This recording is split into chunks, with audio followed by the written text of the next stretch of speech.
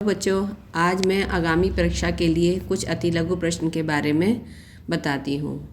पहला प्रश्न है, बखिया कितने प्रकार से होती है? बखिया दो प्रकार से होती है, हाथ की बखिया और मशीन की बखिया। हाथ की बखिया थोड़ी क्लीन नहीं होती है, लेकिन मशीन की बखिया बहुत स्मूथ होती है। दूसरा क्वेश्चन है, स्त्री कितने प्रकार की होती हैं? स्त्री 4 प्रकार की होती हैं। नंबर 1 कोयले की भोपू वाली स्त्री, नंबर 2 कोयले की साधारण स्त्री, नंबर 3 बिजली की साधारण स्त्री और नंबर 4 बिजली की विशेष स्त्री। लेकिन आज के दौर में इन स्त्रियों का प्रयोग, कोयले वाली स्त्रियों का प्रयोग सिर्फ प्रेस वाले करते हैं। घर में बिजली की प्रेस और स्टीम प्रेस ही इस्तेमाल की जाती है। तीसरा क्वेश्चन है, जेबों के प्रकार। जेब कितने प्रकार की होती है? Page pocket number 1, number 2 cut pocket, number 3 link pocket, number 5 watch pocket और नंबर 4 साइड पॉकेट और फ्लैप पॉकेट। तो क्या है, फ्लैप पॉकेट में क्या है, वो पॉकेट ऊपर से ढकी होती है, उस पर एक फ्लैप लगा होता है। और पैच पॉकेट कपड़े पर ऊपर से पैच की तरह चिपकाकर लगाई जाती है। क्वेश्चन नंबर 4, गले कितने प्रकार के होते हैं? उत्तर है, गले मुख्यतः 3 प्रकार के होते हैं, गोल गला, वी गला और चौकोर गला। ये ज़्यादातर लेडीज़ पोशाक में इस्तेमाल किए जाते हैं गले। गोल गला तो जेंट्स में भी ज़्यादातर इस्तेमाल किया जाता है, लेकिन ये तीनों गले ज़्यादातर लेडीज़ पोशाक में इस्तेमाल किए जाते हैं। पैटर्न क्वेश्चन नंबर 5, पैटर्न कितने प्रकार के होते हैं?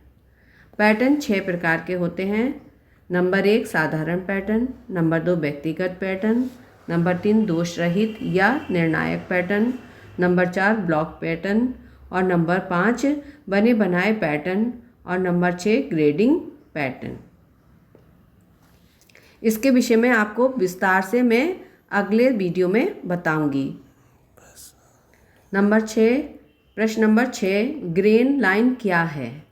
ये कपड़े में धागे की दिशाएं होती हैं, अर्थात लंबाई में और चौड़ाई में। मतलब है कि कपड़ा कैसे बुना जाता है। एक तो सीधी उसमें जो धागा पड़ा होता है सीधा पड़ा होता है, एक चौड़ाई में बना जाता है, इसलिए इसको ग्रेन लाइन कहते हैं। क्वेश्चन नंबर 7, फिनिशिंग किसे कहते हैं? बस की सिलाई, स्वच्छता एवं सफाई पूर्वक कार्य करने की कला फिनिशिंग कहलाती है। मतलब जब कपड़ा तैयार हो जाता है तो उसमें जो भी धागे रेशे बाहर निकले रहते हैं, उनकी पैकिंग से पहले जो उन सबको फिनिशिंग दी जाती है, उसको ही फिनिशिंग कहते हैं।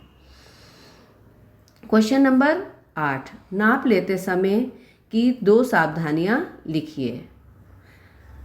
उत्तर है, नंबर 1 नाप को सदैव दाईं ओर से लेना चाहिए। नाप को सदैव दाईं ओर से लेना चाहिए।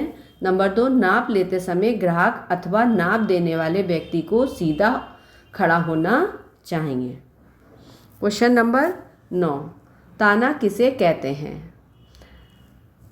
लंबाई के धागे को ताना कहते हैं और चौड़ाई के धागे को बाना कहते हैं। क्वेश्चन नंबर 10, रफू करते समय किन बातों का ध्यान रखना चाहिए? सुई महीन, चिकनी व नोकदार हो, धागे का रंग कपड़े के अनुसार ही टाँके की पत्तियां समांतर व सीधी रेखाओं के अनुसार होनी चाहिए। रफू का मतलब है कपड़ा बिल्कुल जो हमारा ख़राब हो गया है, तो उसको इस तरीके से की जाए कि वो ज़्यादा पता ना चले। क्वेश्चन नंबर 11, ट्राई ऑन किसे कहते हैं? किसी वस्त्र की ट्राई लेने की प्रक्रिया ट्राई ऑन कहलाती है। क्वेश्चन नंबर 12, लेआउट किसे कहते हैं? बस बनाने के लिए प्रयोग किए जाने वाले तह लगे कपड़े पर विधिवत पैटर्न बिछाना या ड्राफ्टिंग के लिए निशान लगाने को लेआउट कहते हैं। Question number 13. सीमंस किसे कहते हैं? वस्त्रों की सिलाई कला में वस्त्रों की विभिन्न भागों को सिलाइयों द्वारा जोड़ा जाता है, अर्थात सीमन का अभिप्राय सिलाइयों से है। सीम्स किसे कहते हैं? वस्त्रों की सिलाई, तो सीम्स अंग्रेजी में सिलाई को कहते हैं। प्रश्न नंबर 14. डर्निंग रफू किसे कहते हैं? वस्त्रों में कटे फटे भाग को रफू करने की क्रिया डर्निंग कहलाती है, जिसे हिंदी में रफू कहते हैं।